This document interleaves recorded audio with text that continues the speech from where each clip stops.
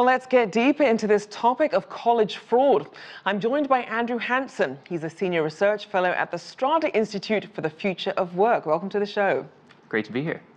So how surprised should we be that parents, let alone these extremely wealthy parents, are going to such lengths to the point where they're even breaking the law to get their kids into a good school?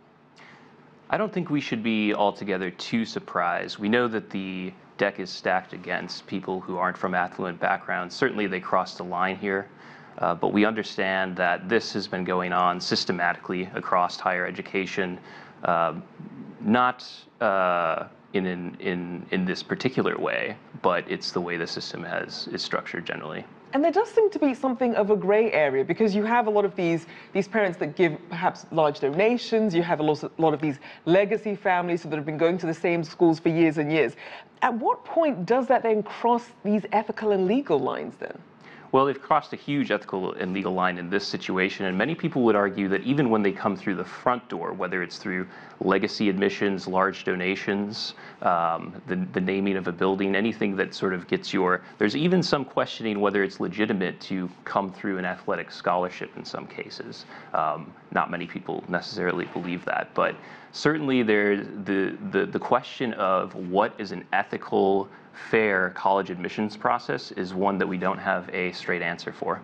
Now, we did see that there's been a $500 billion lawsuit filed by a parent whose child was denied into some of these universities that are tied to this cheating scandal known as Operation Varsity Blues. $500 billion, how does one come to that number, and is there much merit to it? Well, that is an entry point in a negotiation. I suspect that where this actually ends up won't be anything close to that. Many times these evolve into class action lawsuits in which you take a big number like that, divide it among thousands of people. But there is an argument for coming with a high number, because many of these cases, colleges and universities have multi-billion-dollar endowments, and if you want to change the system in a real way, you have to hit them hard in the pocketbooks. That's the argument that lawyers will make. And the sad thing is it's this idea of lost potential, lost opportunities. And we know that college is arguably one of the biggest investments that people make in their lives, especially when you factor in interest. But what effect does actually going to a prestigious college what does that do for you in the long term in terms of your return on investment? Well, that actually depends on who you are and what your background is. So for a middle-class kid, the evidence shows that it matters a lot. So, and the reason that we think it matters is because it provides you access to professional and social networks that you otherwise wouldn't have. But for many of these kids from upper-class families, super rich families, the evidence there shows that it doesn't really actually matter a whole lot. They already have access to professional and social networks.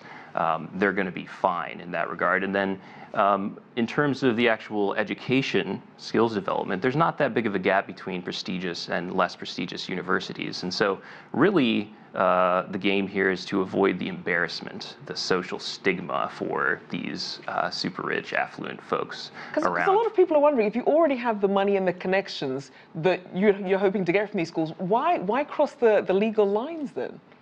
Right, it doesn't. It's actually confusing why they would go to that extent. I think many people think that they might not actually get in because their college admissions test scores are so low. They don't have anything where you could sort of justify to an admissions council, which varies across from college to college. And so these are pretty extreme cases, but that is a question in a lot of folks' mind. And is this something that we see in other countries, and how are they viewing this scandal? Well, I think the existence of bribery or using your advantages, whether it's your class, your wealth, your relationships to get ahead, is universal across history and across the world. If anything, I think in this country we've rooted out corruption to a larger extent than many places.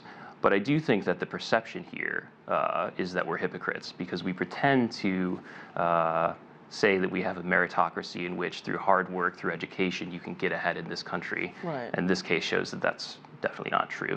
Now, obviously, this does seem to be something that's happening before it gets to the university level. I know I was 5 months pregnant. My daughter was still on a waiting list for a daycare. It's, to get into a good daycare. How far back does it go then when it comes to how much parents are willing to invest to really get their kids off to a very good start at the beginning? Certainly as early as pre-K, but the evidence on daycare, I wouldn't be surprised if that were a part of this as well. But if you look at it, the entire education system, from whether it's pre-K, high school, college, is this positional arms race in which parents are willing to spend a lot of money, and in this case go as far as breaking the law. And so, yes, it absolutely exists in places with large communities of super rich folks like New York City, Washington, D.C. You see pre-Ks that are incredibly hyper-competitive and charge tuitions that actually rival many of these elite colleges, $30,000 and up, for example. Fascinating stuff. Thank you for your insights. Andrew Hanson there, Senior Research Fellow at the Strada Institute for the Future of Work.